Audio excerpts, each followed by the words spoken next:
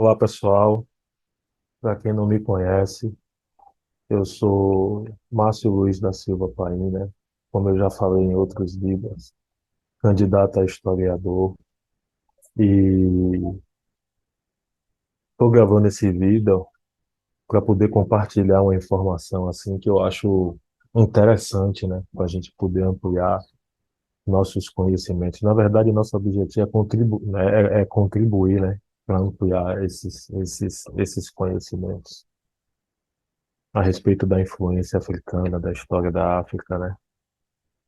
Então, assim, em outros vídeos, eu chamei a atenção para a importância do futebol quanto ferramenta de análise histórica, né?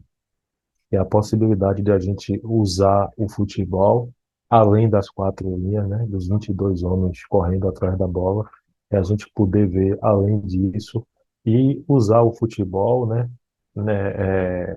como uma ferramenta no sentido de remontar alguns contextos históricos, né? E compreender e, a depender do contexto, até reelaborar a narrativa. E aí eu falei nessa perspectiva, eu falei do jogo Marrocos e Portugal, eu falei do Marrocos e a Espanha, eu falei da rivalidade entre a França e o Marrocos, que foi o último da vida que eu fiz. E amanhã tem a final da Copa do Mundo entre Argentina e França. A França meio que eu já falei para vocês assim em um vídeo anterior, né? Se eu fosse falar de novo, seria falar mais do mesmo. Então, eu queria fazer uma coisa assim que eu entendo que é diferente e importante, que é falar um pouco sobre as relações raciais na Argentina, né? Porque é mostrado para a gente constantemente a Argentina como uma Europa na América Latina, né? Então, assim, Argentina, Chile são os países que são mostrados como os países mais avançados, os mais evoluídos do continente, e os que mais se aproximam de um modo de vida europeu. E aí fica aquela coisa, tem população preta no Chile, tem população preta na Argentina, como é que acontece essa questão das relações raciais? E assim, embora a Argentina seja mostrada como um país fenotipicamente europeu na América Latina, na Argentina você tem um contingente significativo de populações afrodescendentes, sempre teve, entendeu? Na Argentina, no Chile, em vários países. Só que para a gente compreender a história das populações pretas na América Latina, é interessantíssimo a gente entender uma coisa, é a desmontar essa narrativa convencional. Então, assim, é passado para a gente a ideia de que as populações melanodérmicas, né, não só no continente americano, como em todos os outros continentes, é passado para a gente, historicamente, que as populações que ocupam esses continentes, né, as populações pretas que ocupam esses continentes, elas chegaram nesses continentes única e exclusivamente pela via da escravização, que é o que nós chamamos de diáspora. Então é colocado para a gente essa narrativa, essa é a narrativa convencional, que as populações de pele escura nos outros continentes elas foram levadas para lá através da escravização. E isso é um equívoco, né? Essa é uma história colonial, uma parte da história colonial, né? Que silencia uma outra parte, entendeu? Então, assim, é interessante a gente desmontar essa engrenagem, entendendo o seguinte, que muito antes de a escravização acontecer, você já tinha populações melanodérmicas em outros continentes. Então, você tinha as populações melanodérmicas na Ásia, né? Naquela região que é hoje Laos, Camboja, Vietnã, né? Você tinha as populações melanodérmicas na Índia, você tinha no Afeganistão, na Turquia, na Austrália, no Japão, Palestina, Síria, Líbano, no Oriente Médio, Irã, Iraque, né? Na Arábia Saudita, e não foi diferente na América. Então, assim, muito antes da escravização acontecer aqui na América, você já tinham populações melanodérmicas ocupando essa região há pelo menos 15.200 anos, ou seja, muito antes da chegada das populações ancestrais dos indígenas. Mas isso é uma outra história, né? Então, assim, para poder diminuir o tempo, que eu fiz essa ressalva, né? Então, assim, é interessante a gente pegar essa história a partir do século XV. Então, como vocês sabem, essa história do século XV, que é a história colonial, que tem a história da colonização, ela começa ali no século XV com a expansão ultramarina, e junto com isso você tem o processo de escravização na África, coisa e tal. Então tem toda aquela história que, assim, eu vou poupar o tempo de vocês, né, de falar. E dentro disso você tem os contingentes populacionais de africanos escravizados que são trazidos para cá, né? Então, dentro desses contingentes, você tem os países que recebem uma quantidade maior de escravizados e uma quantidade menor de escravizados, né? E aí você tem o destaque do Brasil, que, segundo João José Reis, né, naquele livro Liberdade por um Fio, ele diz que 40% do volume total dos escravizados eles adentraram no Brasil, né? Então, o Brasil é o que torna o Brasil o maior país de população africana escravizada na América Latina, no mundo, na verdade. E outros países receberam um contingente menor, até por serem geograficamente menores. Agora, um outro país que recebeu um volume expressivo de população africana, você tem Cuba, Jamaica, entendeu? Na América Central, Caribe. Então, você tem todas essas populações. E aí você tem a questão das origens dessas populações.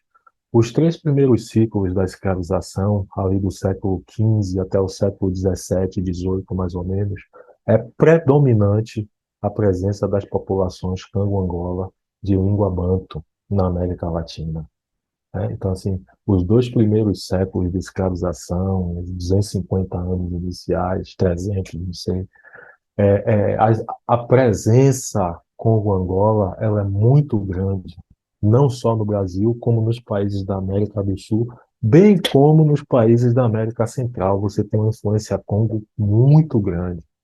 Então, assim como no Brasil, os países da América do Sul também receberam fortes contingentes, enormes contingentes de populações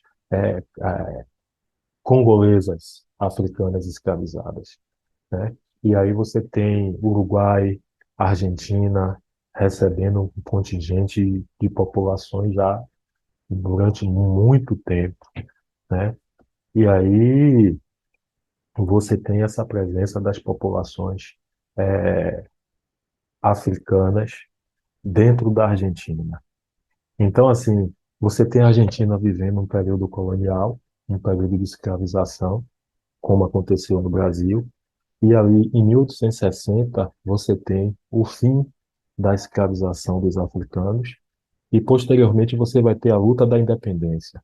Então, vai o processo fim de escravização na Argentina vai ser semelhante ao processo no Brasil. Em que aspectos, né? Você vai ter o fim da escravização, só que no Brasil vai ser em 1888, na Argentina vai ser em 1860, né? Depois da escravização, você tem a luta da independência, né, que vai começar contra a Espanha, e no Brasil você teve isso acontecendo em 1822, né, mas eu estou falando em processos de resistência. Você teve isso em 1822, entendeu?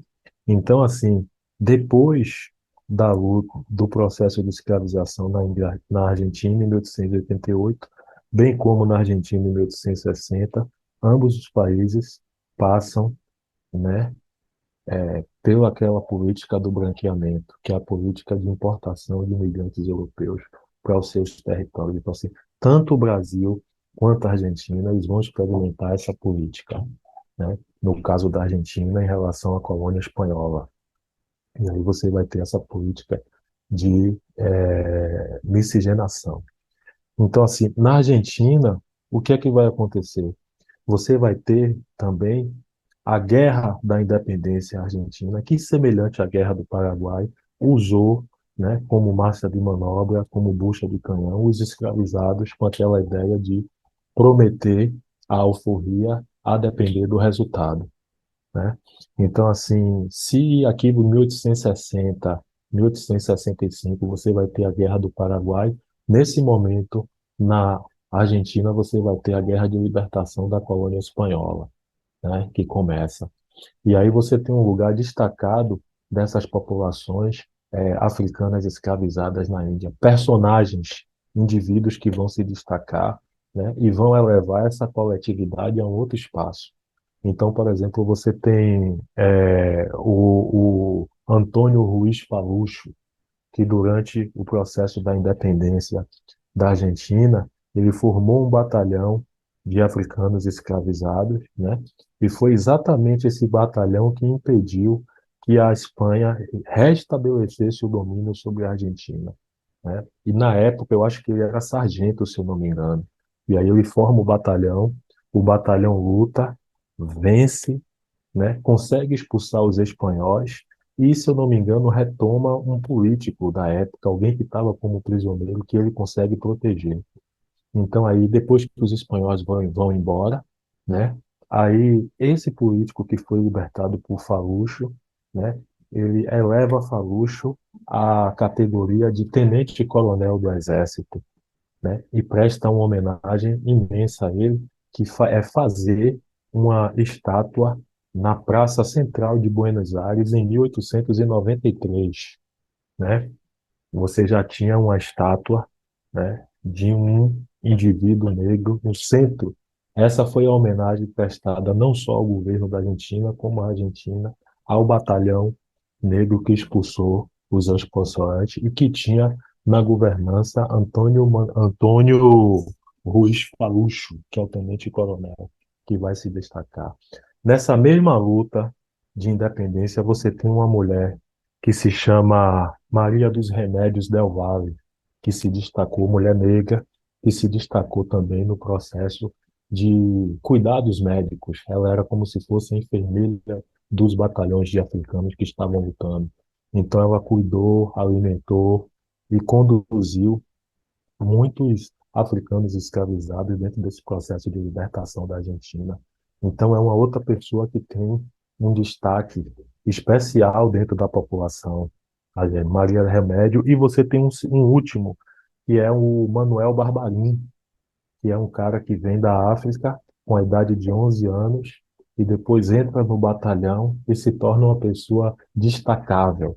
Assim, Manuel Barbarim, ele sai de uma condição de escravizado para alcançar um posto de inserção social. Todos três, né? E aí você tem a questão do patriarcalismo, porque os dois homens se destacam mais do que Maria del Valle, entendeu? Mas os três têm uma inserção social bem. E assim, à medida que esses caras saem de escravizados para tenente-coronel, isso mostra como a sociedade também, em alguns momentos, em alguns pontos específicos, você tem essa questão dos africanos que se destacam socialmente. Então, assim, dentro de um grupo de escravizados, você tem um ou dois. E aí você vê os processos de negociação, conflito, inserção, né, exclusão, como isso se desloca a ponto de fazer esses caras chegarem onde eles chegaram. Entendeu? E assim, falando isso, não estou dizendo que a escravização foi boa, não, viu? Pelo amor de Deus. Não estou querendo deixar isso claro. Estou querendo mostrar que a escravidão, sabe, a depender, assim como você teve no Oriente Médio, vários africanos que se tornaram generais, nos exércitos muçulmanos, destaque nas cortes muçulmanas. Na América Latina, você teve alguns exemplos desse também, entendeu? É só no sentido de a gente destacar a mobilidade social, né? Que era restrita a alguns indivíduos naquele momento. E aí você já tem nesse período, né, essas populações afro-argentinas se destacando. E aí é interessante perceber o seguinte, que em 1893 você já tinha uma estátua de um indivíduo negro na Praça de Argentina, A de Zumbi dos Palmares, nossa, só foi colocada em 2010. Então aí você vê o abismo que existe, né? Pelo menos na representação dessas populações entre esses dois países.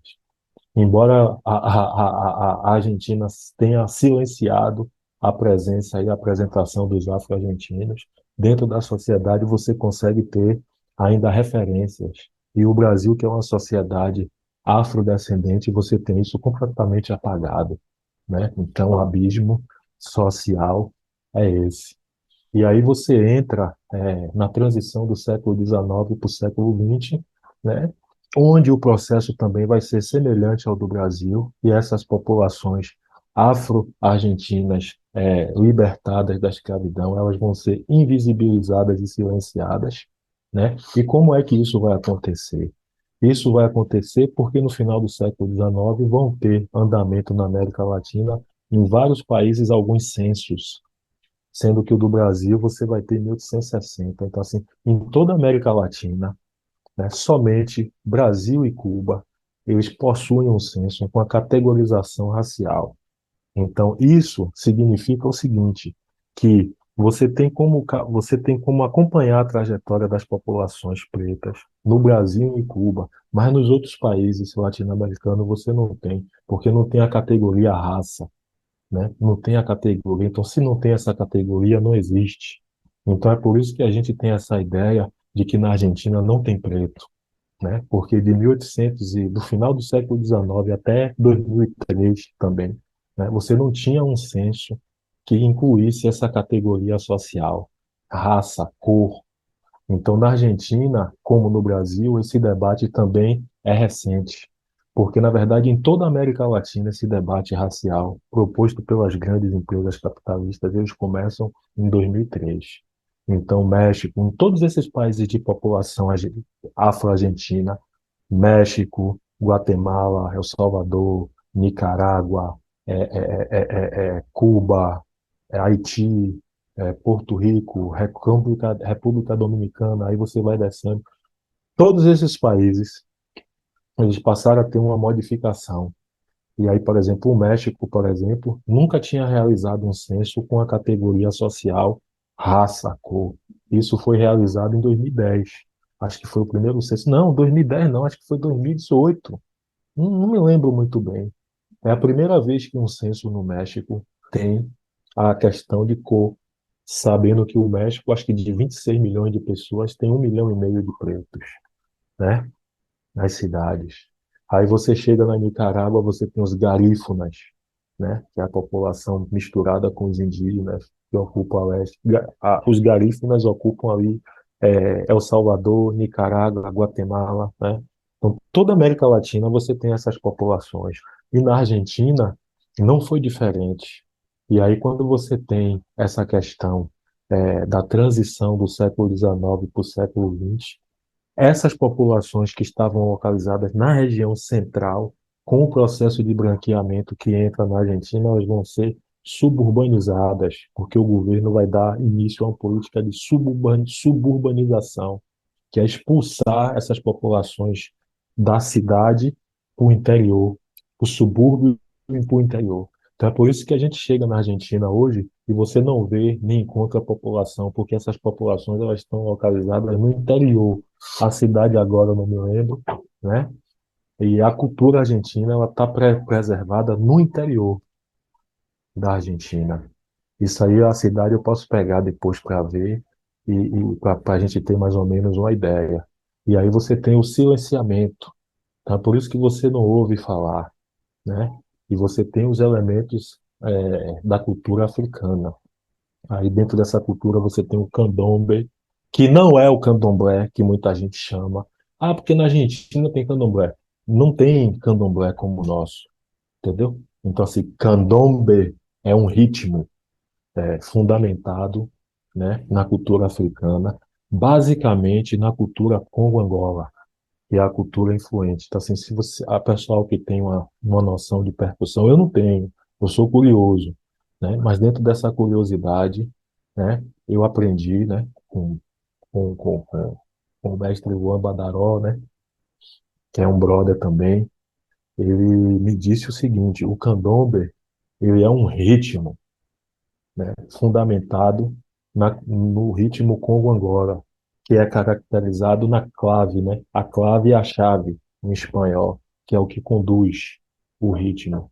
Então, o candomblé que se toca o, wario, o. Então, é exatamente em cima da clave do Congo-Angola, que é wario. Então, assim, é exatamente em cima desse ritmo, que é o Congo-Angola, que se toca o candomblé na Argentina. Entendeu? Então, você tem o candomblé da Argentina, você tem o candomblé do Uruguai, você tem o candomblé daquela região, que são as regiões influenciadas pela cultura africana. E junto a isso, você tem como cultura africana também a questão do tango, porque o nome tango vem, segundo Alberto Mosiliar, né, do nome tambo, que é um nome de origem congo-angola, que significa ajuntamento, congregação. Era quando as populações escravizadas se juntavam para dançar. E aí você tem essa ressignificação da dança, que é a mistura dessa dança africana com a dança europeia e que vai formar mais tarde o tango, que é a dança característica da Argentina, entendeu? Então, assim, isso aí é para a gente, assim, definitivamente ter uma ideia, né? E derrubar esse mito de que as populações afro-argentinas não existem ou que elas foram mortas fisicamente a ponto de não existir mais ninguém. Então, achei muito interessante a oportunidade, né? Porque é uma coisa acho que chama atenção, é a Copa do Mundo amanhã. E essa coisa também de a gente poder falar e quebrar esse mito, né? Desconstruir esse mito de que na Argentina não tem preto. Então, assim, tem em todos os lugares ali, né? Então, assim, Argentina, México, Nicarágua, Guatemala, El Salvador, Cuba, Haiti, República Dominicana. Então, assim, você vai descendo, né? Então, todos esses lugares, eles foram influenciados por um contingente africano. Bolívia, Chile, né? Então, assim, tem muitos lugares como o Chile, por exemplo, que essa pesquisa está começando agora. Então, a gente não tem dados suficientes para a gente, né, confrontar e dizer assim, a população, sabe? Mas no México também é recente essa discussão, né? Na Argentina é em discussão. E, inclusive, a Argentina agora ela está em andamento pela inserção tanto da história da África quanto da cultura afro-argentina nos currículos escolares, entendeu? Então, eu acho que é isso, pessoal. Eu acho que eu queria compartilhar, né, essa informação aí com vocês para contribuir também para a gente desconstruir certos mitos, né, sobre isso. Tem mais coisas para a gente falar da Argentina, mas o tempo é curto e, né, é só para a gente ter uma ideia assim do que é essa Argentina que vai jogar amanhã, porque a França você já tem mais ou menos uma noção, ok? Era isso que eu tinha para falar para vocês.